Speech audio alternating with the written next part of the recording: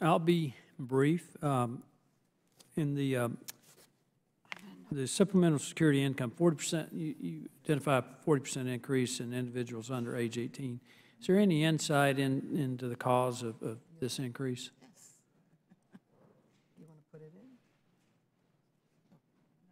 Let's put it in. Yeah. Let's tell them we want it. Okay. I believe most of the increase, or a big part of it, have been in children. Go ahead, Barb. The question was about the 40% increase in Social Security SSI population benefits, and what's driving the increase. Supplemental security income, you've got a 40% increase in the number of children who 14 to 17, I think, 14 to 18. Yeah. Any insight into why we had that increase? What are people claiming they're qualified for? Well, we're confirming their qualification. Right. That's not just applications. That's how many people have come on the rolls. So there are more children with disabilities. We think that increasingly people are better able to recognize what may be happening with their child. So it's better diagnostic techniques. Yes, and you know, when they're in school, for example, there's the disability program in public schools where schools are required to pay attention and to identify children with disabilities. So I think there's a greater sensitivity. Okay.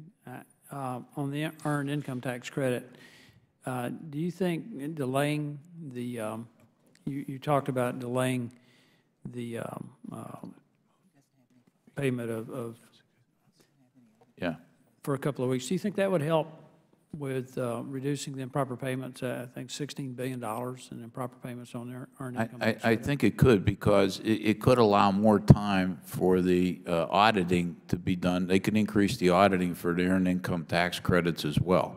You know, what we're suggesting is you could delay them for everybody, all the type of returns. Yeah, you don't want to single anybody out. Right, right. But while you're doing that, you could audit more of the EITC returns and hopefully, you know, identify additional ones that should not be paid. So it could help with the improper payments in EITC as well as prevent identity theft.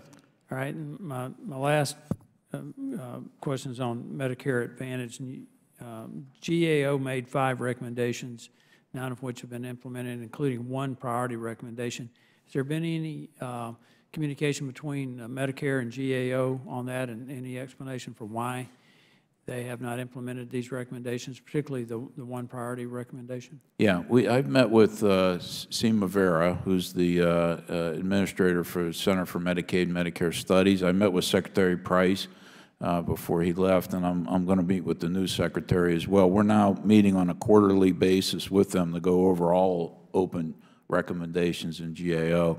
Ms. Nikki Clowers can give them a bit more specific update. Let me just ask this. If those recommendations were implemented, how would it have any impact on reducing the improper payments? I think it's $14 billion in improper payments.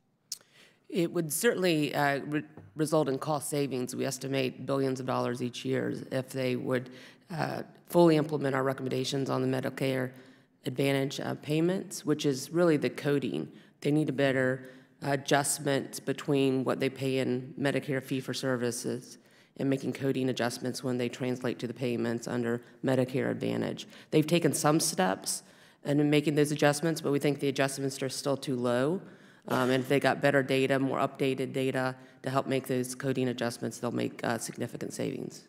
And my last question on that, is this an issue of antiquated data systems, or is it, I mean, I don't understand why, when particularly one of them's a priority, that they haven't acted on this, and again, considering the magnitude of savings that could be achieved. Yeah, no, it just causes them to, there's no limitation on it, and we did it. You know, you just need to get updated information. It's just they don't want to change the process that they have had in place, is my feeling. We're trying to continue to persuade them that they need to change, and that it will result in billions of savings. I was afraid that would be the answer. Mr. Chairman, I yield back. Thank you for indulging me another round of questions. No, I appreciate the questions, and the gentleman yields back.